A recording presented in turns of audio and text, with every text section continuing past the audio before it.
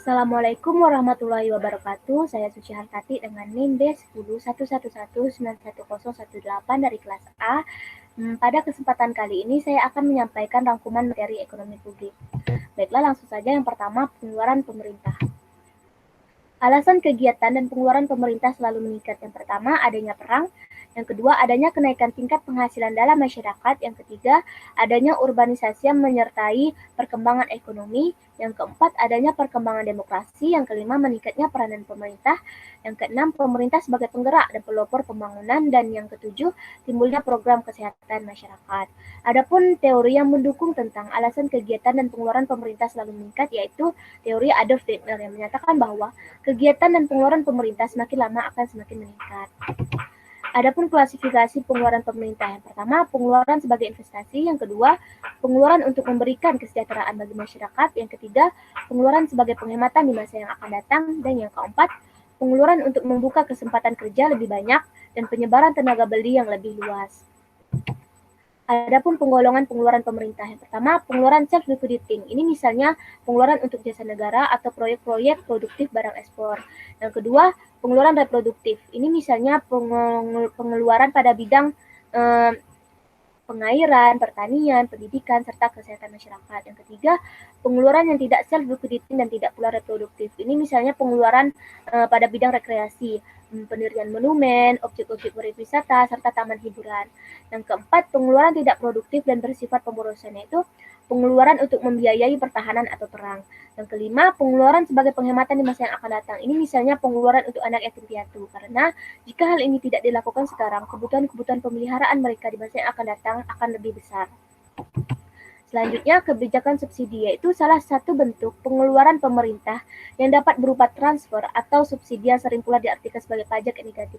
Kenapa diartikan sebagai pajak yang negatif? Karena pajak yang diberikan oleh pemerintah kepada masyarakat akan meningkatkan pendapatan dari masyarakat itu, akan tetapi tidak memberikan feedback atau timbal balik kepada pemerintah dalam hal pajak. Contoh subsidi, ada banyak contoh subsidi, salah satunya yaitu pemberian subsidi berupa potongan harga untuk bahan bakar minyak atau produk premium dan subsidi beras atau pangan kepada para pegawai yang bertujuan untuk membantu para pegawai dan stabilisasi harga beras. Adapun contoh lainnya yaitu seperti subsidi dana untuk pengusaha kecil agar bisa mengembangkan bisnis mereka. Yang kedua, penerimaan pemerintah dalam hal pajak. Fungsi pajak yang pertama sebagai sumber penerimaan negara atau fungsi budget, yaitu pajak sebagai alat untuk menyimpan modal untuk membiayai kegiatan-kegiatan pemerintah. Yang kedua sebagai alat pengatur, yaitu pajak sebagai alat untuk mengatur dan mengawasi kegiatan-kegiatan swasta dalam perekonomian. Adapun prinsip-prinsip pajak, itu menurut Smith Cannon, yaitu ada 5. Yang pertama, prinsip kesamaan atau keadilan. Di sini pemungutan pajak di sini harus dilakukan secara adil dan sesuai dengan kemampuan masing-masing individu wajib pajak. Yang kedua, prinsip kepastian, yaitu pemungutan pajak di sini hendaknya tegas, jelas, dan pasti, sehingga mudah dipahami atau dimengerti bagi setiap wajib pajak. Yang ketiga, prinsip kecocokan atau kelayakan, yaitu pemungutan pajak di sini jangan sampai menekan atau memberatkan si wajib pajak agar wajib pajak dengan senang hati dan sukarela melakukan pembayaran pajak. Yang keempat, prinsip ekonomi, yaitu pemungutan pajak di sini hendaknya menimbulkan kerugian yang minimal. Yang kelima, prinsip ketetapan, yaitu pemungutan pajak di sini hendaknya tepat pada waktunya dan jangan sampai mempersulit posisi anggaran belanja pemerintah. Adapun golongan struktur pajak itu, yang pertama pajak progresif. Pajak dikatakan progresif apabila pajak itu dikenakan dengan presentasi yang semakin tinggi, dengan semakin tingginya pula kemampuan membayar pajak atau taxable capacity. Jadi, kenaikan taxable capacity akan diikuti dengan kenaikan pembayaran pajak dengan presentasi yang lebih besar. Yang kedua, pajak proporsional, yaitu pajak dikatakan proporsional apabila pajak itu dikenakan dengan presentasi yang sebanding dengan perkembangan pendapatan setelah dikurangi dengan kebutuhan-kebutuhan esensial. Yang ketiga, pajak regresif, yaitu pajak dikatakan regresif apabila pajak itu dikenakan dengan perkembangan yang kurang dari sebanding dengan perkembangan taxable capacity. Jadi, dengan kata lain, dengan bertambahnya taxable capacity, maka presentasi pajak yang harus dibayar menjadi semakin kecil. Yang ketiga, pengaruh pajak terhadap perekonomian.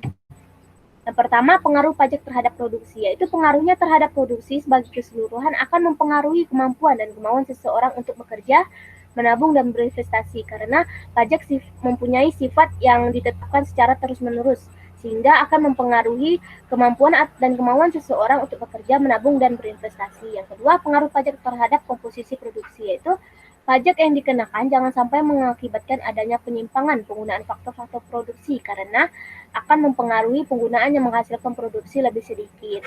Yang ketiga, pengaruh pajak terhadap distribusi pendapatan. Jadi, perpajakan di Indonesia ini kan memang banyak ditetapkan untuk mengurangi kesenjangan pendapatan di masyarakat. Jadi, hal ini dilakukan dengan menetapkan tarif pajak progresif dan tarif pajak regresif seperti itu. Yang keempat, kebijakan fiskal dan moneter. Kebijakan fiskal adalah kebijakan ekonomi yang dilakukan oleh pemerintah untuk mengelola dan mengarahkan kondisi ekonomi ke arah yang lebih baik atau yang diinginkan. Sementara kebijakan moneter merupakan kebijakan dalam upaya mengendalikan perekonomian negara secara makro untuk mencapai perekonomian yang lebih baik dengan cara mengatur jumlah uang yang beredar. Adapun macam-macam kebijakan fiskal, yang pertama kebijakan untuk kebijakan fungsional, yaitu di sini pengeluaran pemerintah ditentukan dengan melihat akibat-akibat tidak langsung terhadap pendapatan nasional, terutama guna meningkatkan kesempatan kerja. Jadi pajak dipakai untuk mengatur pengeluaran swasta, bukan untuk meningkatkan penerimaan pemerintah, sehingga pada masa adanya pengangguran, pajak tidak mengurangi pengeluaran pemerintah. Selanjutnya, pengelolaan anggaran, yaitu di sini pengeluaran pemerintah, perpajakan, dan pinjaman dimaksudkan untuk mencapai kestabilan ekonomi yang lebih mantap. Akan tetapi, di sini penyesuaian dalam anggaran selalu dibuat guna memperkecil ketidakstabilan ekonomi, sehingga pada suatu saat dapat terjadinya defisit maupun surplus. Yang ketiga, stabilisasi anggaran otomatis, yaitu pengeluaran akan ditentukan berdasarkan perkiraan manfaat dan biaya relatif dari berbagai macam program. Itu pajak akan ditentukan kemudian sehingga menimbulkan surplus dalam periode kesempatan kerja penuh. Yang keempat, anggaran belanja seimbang, yaitu jadi anggaran ini kan sudah ditetapkan secara seimbang kan ya. Jadi yang namanya seimbang itu antara pengeluaran dan pendapatan pemerintah itu sama, akan tetapi dalam jangka panjang pasti adanya kemungkinan terjadinya defisit atau malah surplus sesuai dengan keadaan perekonomian pada saat itu.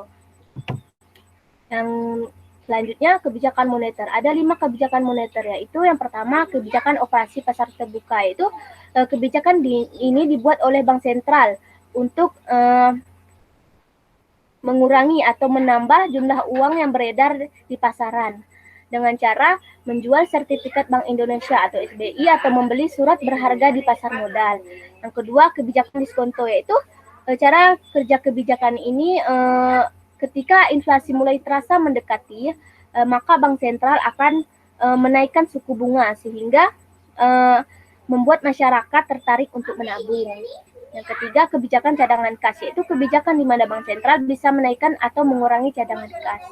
Yang keempat, kebijakan kredit ketat, yaitu kebijakan Bank Sentral untuk mengawasi jumlah uang yang beredar dengan cara memperketat syarat-syarat kredit.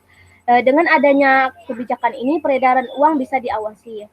Yang kelima, kebijakan dorongan modal, yaitu kebijakan dorongan modal dilakukan dengan Bank Sentral mengeluarkan surat, pidato, pengumuman, dan lain-lain yang berupa ajakan kepada bank umum atau pelaku moneter lainnya. Baiklah, itu saja yang dapat saya sampaikan. Mohon maaf apabila ada kesalahan kata. Saya pamit undur diri. Wassalamualaikum warahmatullahi wabarakatuh. Terima kasih.